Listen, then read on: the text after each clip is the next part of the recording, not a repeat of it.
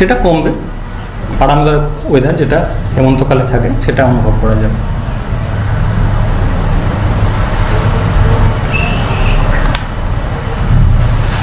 Byte হয়ে গেছে, এবার একটুখানি করে নিই। সেটা হচ্ছে যে উত্তরবঙ্গের ক্ষেত্রে উত্তরবঙ্গের ক্ষেত্রে তার মানে আগামী 24 ঘন্টাতেও ভারী থেকে অতি ভারী বৃষ্টির পূর্বাভাস। 24 ঘন্টা পর থেকে আবহাওয়ার উন্নতির একটা এক্সপেকটেশন। 24 ঘন্টার পর থেকে উন্নতি প্রধানত, কিন্তু 24 ঘন্টার পরেও হালকা মাঝারি বৃষ্টিপাত কয়েকদিন আরো কিছুদিন ধরে চলবে। হ্যাঁ, বিশেষ করে উত্তরের জেলাগুলো, যেহেতু বিহারের উপরে ঘূর্ণাবর্তটা অবস্থান। হ্যাঁ।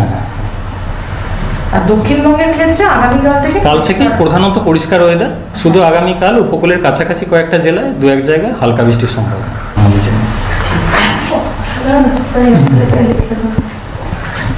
Thank you sir. 24 ঘন্টা পর থেকে মানে ওয়েস্ট বেঙ্গলের দক্ষিণবঙ্গের জন্য মোটামুটি পরিষ্কার।